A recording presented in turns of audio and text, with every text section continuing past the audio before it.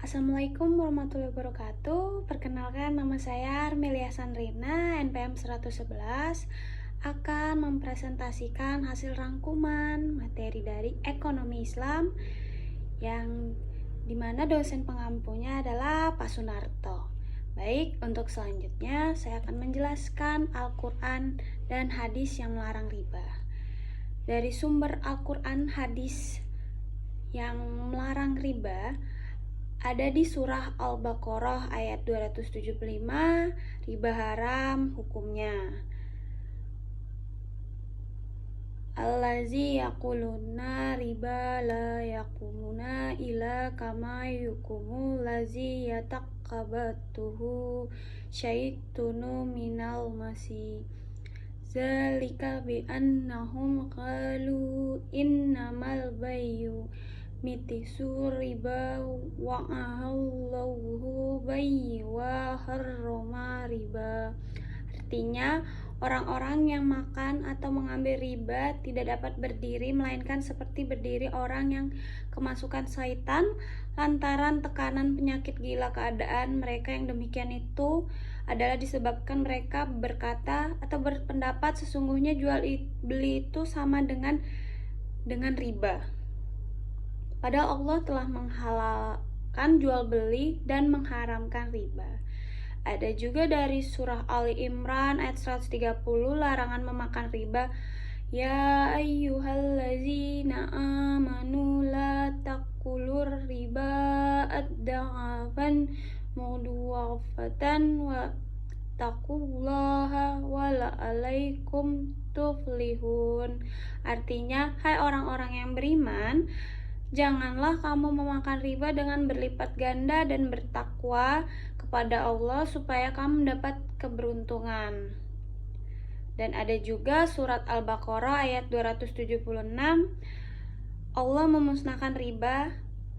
Ya yamhaqullahu riba wa yurbiya sadaqati wallahu la yuhibbu kulliya kaffari silim.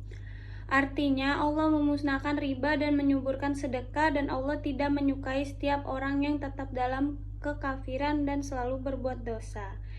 Itu yang merupakan riba dalam sumber-sumber Al-Quran. Dan selanjutnya ada juga hadis Nabi yang melarang riba.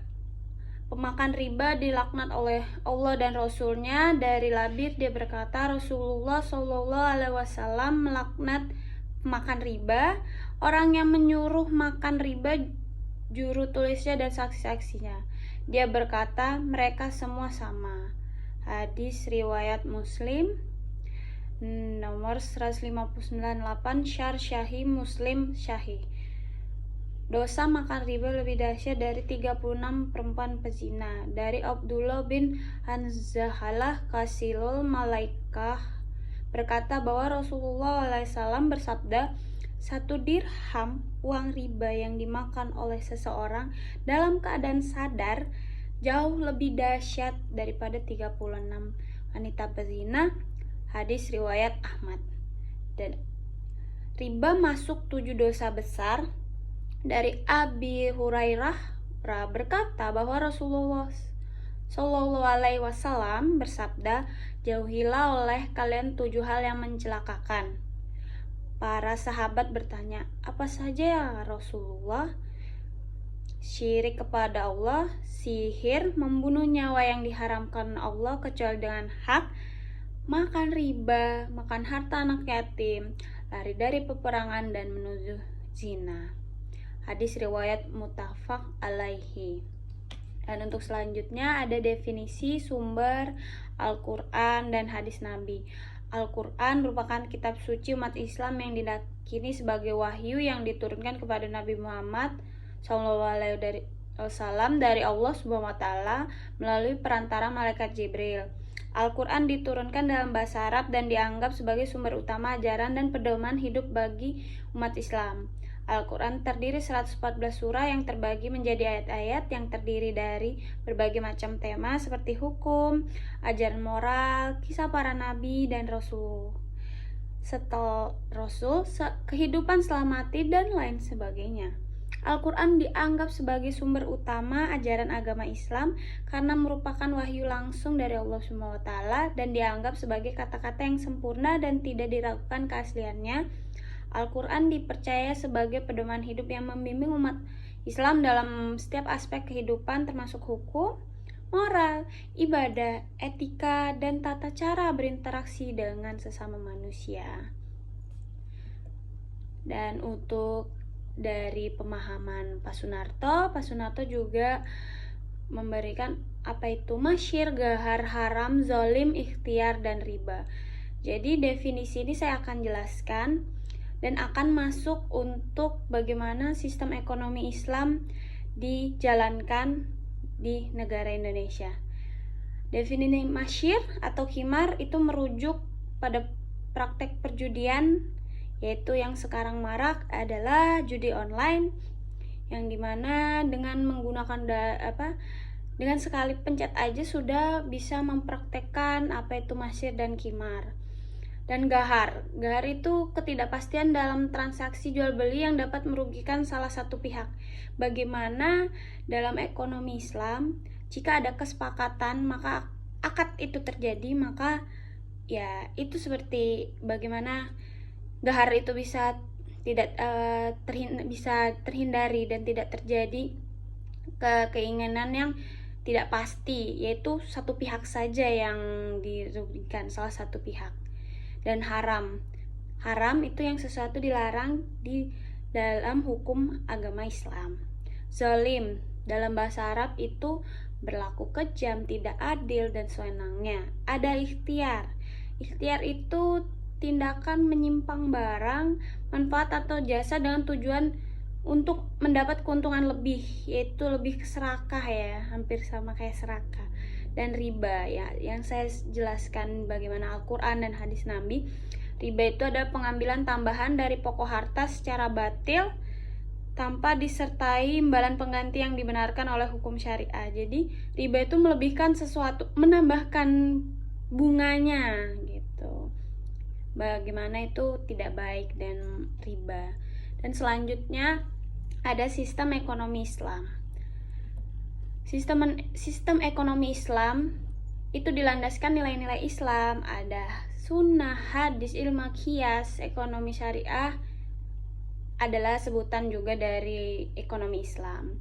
Dan akidah dan keimanan umat Islam kepada Tuhannya dalam bentuk syariah, perilaku, akhlak, sikap, dan etika itu harus jadi tindakan nyata pada umat muslim. Dan ekonomi syariah diciptakan agar mewujudkan keadilan yang merata, tanpa kekangan, kebebasan, terciptanya kehidupan ekonomi masyarakat yang lebih sejahtera. Selanjutnya, ada sistem ekonomi syariah ini memiliki prinsip-prinsip dasar. Bagaimana tidak ada kepemilikan yang mutlak atas sesuatu, seluruh sumber daya yang tersedia merupakan titipan Allah. Ekonomi digerakkan secara berjamaah bersama-sama, berfokus pada usaha yang menjamin kepemilikan dari masyarakat dan perencanaan untuk kemaslahan banyak orang, pemerataan kekayaan, wajib mengeluarkan zakat bagi yang tingkat kekayaannya tertentu dan sudah mencapai nasab, dan pelarangan riba dalam bentuk apapun. Dan nilai-nilai dasar ekonomi syariah ini diturunkan secara langsung dari inti ajaran Islam, yaitu tauhid. Prinsip tauhid ini melahirkan keyakinan bahwa kebaikan dari perilaku manusia sepatutnya karena Allah, dan segala aktivitas yang dikerjakan oleh manusia di dunia ini termasuk kegiatan ekonomi, kegiatan dilakukan karena semata-mata untuk mengikuti petunjuk ajaran-ajaran yang diturunkan oleh Allah.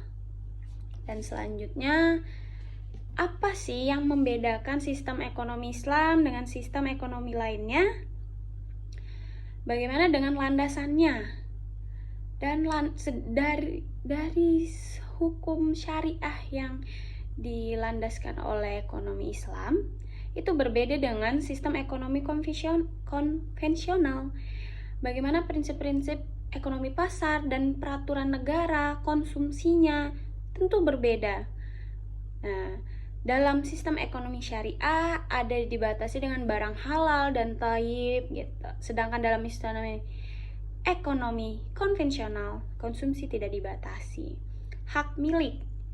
Dalam ekonomi Islam, memiliki pribadi diatur dalam batas tertentu. Hak milik individu harus dikesampingkan dalam kepentingan masyarakat luas.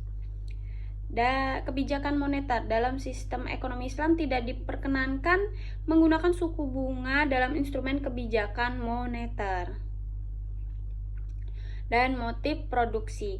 Dalam sistem ekonomi Islam, motif produksi lebih mengacu pada kemaslahatan umat, sedangkan dalam sistem ekonomi konvensional, keuntungan merupakan hal yang utama.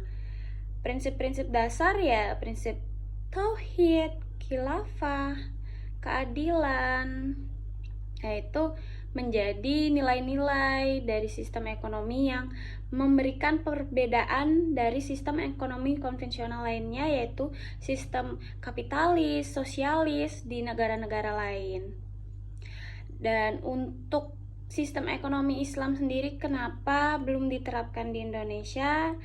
Dan sistem ekonomi Indonesia itu nganut campur ya, jadi ya adanya sumber daya manusia yang kurang memahami, dan wawasan tentang sistem ekonomi Islam ini masih kurang sumber daya manusianya di Indonesia, dan tidak adanya pembelajaran di sekolah-sekolah. Jadi ya seperti itu, wawasannya kurang. Jadi masih perlu pembelajaran lagi untuk diterapkan kesehari-hari di dalam kemasyarakatan Indonesia.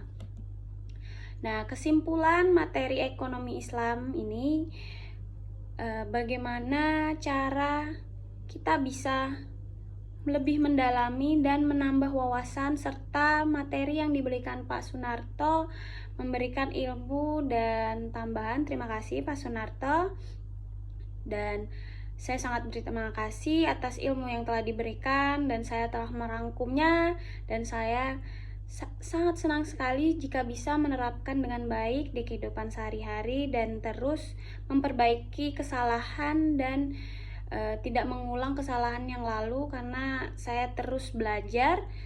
Dan ekonomi Islam ini, dia pentingnya ekonomi Islam karena ekonomi Islam itu lebih keadilan sih, dia lebih keadilan, lebih melihat sekitar. Jadi memang sangat baik ajaran nilai-nilai Islam. Dan saya ucapkan terima kasih Pak Sunarto, dan saya Armelia Sandrina menutup. Wassalamualaikum warahmatullahi wabarakatuh.